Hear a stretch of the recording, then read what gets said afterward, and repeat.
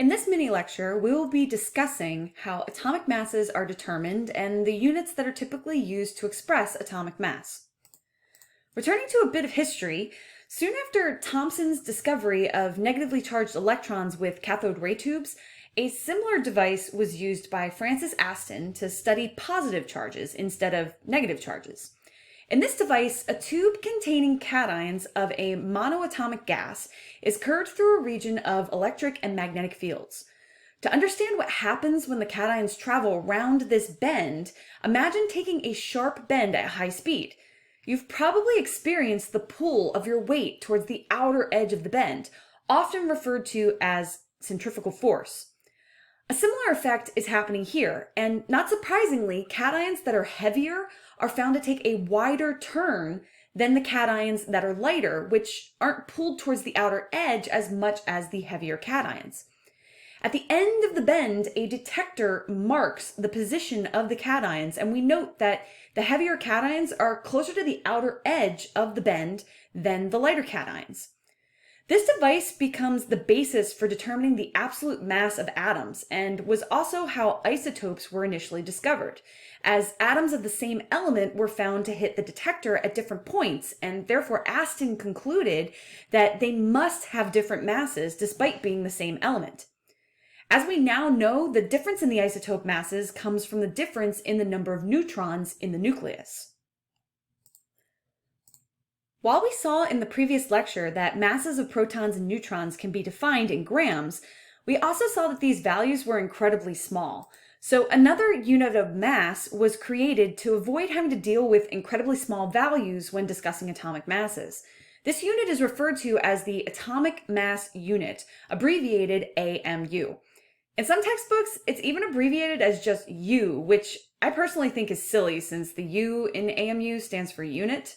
So just using U means we're measuring the mass in units, which is just confusing.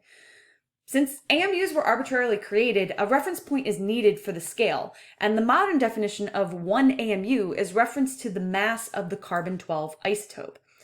Carbon-12 contains 6 protons and 6 neutrons, and since each of these particles have relatively similar masses, then defining AMU as 1/12 of a carbon-12 isotope is almost like we're defining AMU as the mass of a proton or neutron.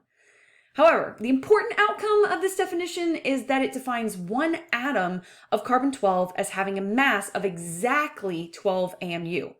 Since carbon is one of the most important elements in the chemical reactions of living organisms, it makes sense that we, as living organisms ourselves, would choose it as a reference and would want the most abundant isotope of that reference to have a clearly defined atomic mass.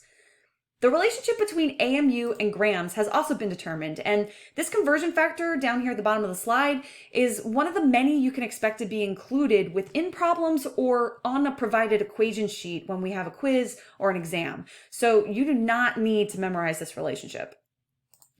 All other atomic masses for individual isotopes are determined by referencing their mass to carbon-12. As we saw with the previous device, this comparison simply involves noting where the isotope hits the detector in a mass spectrometer relative to where carbon-12 hits the detector. And the ratio of their positions on the detector will be directly correlated to the ratio of their masses. So, for example, from such an experiment, we can determine that the mass of the carbon-13 isotope is 1.0836129 times greater than the mass of the carbon-12 isotope.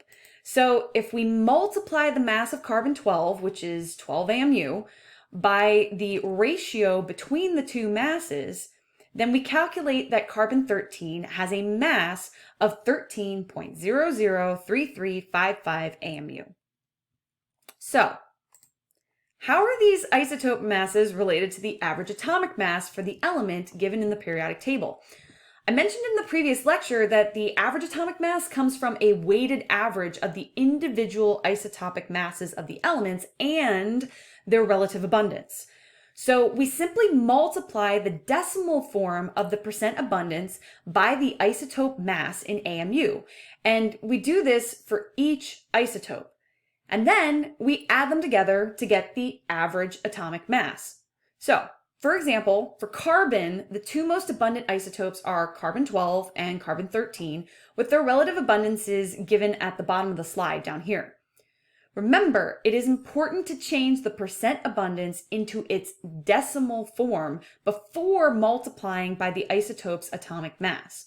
So here we can see that this calculation is giving us the average atomic mass for carbon that is typically given in periodic tables, and that this average mass does not perfectly match an individual isotope mass for either of these isotopes. I can't stress this enough, as it's one of the most common mistakes that students make in this chapter, but there is no carbon isotope that weighs exactly 12.011 AMU, because this average is representative of the combined whole of a sample of many atoms of carbon, and by definition, it will not match any individual isotope. This is going to be the case for all elements and all isotopes. Finally, here are some examples of the common isotopes of a few different elements we will work with this semester. The most abundant isotope is highlighted in gold. Note how the most abundant isotope often represents more than 90% of all the atoms we encounter for that element. This means that the average atomic mass is typically closest to the atomic mass of the most abundant isotope, as the weighted average will favor the isotope that is most abundant. So this is why the average atomic mass of carbon, which is 12.01115, is kind of close to the exact mass of carbon-12, which we've defined as exactly 12 AMU, because we can see that carbon-12 is 98.892% of all atoms of carbon. So it makes sense that these two masses are kind of close to each other, because most of the carbon we find will have a mass of 12 AMU. And only a few atoms we find are going to be all the way up here at 13-ish AMU. This concludes the third mini lecture for Chapter 2. Please note any questions you may have about this material and how it's utilized to solve problems in the sapling homework or end of chapter exercises for this chapter. Please post any urgent questions on Piazza. I will also take questions on this material during one of our virtual class meetings, and during that time we will focus more on problem solving for concepts in this chapter.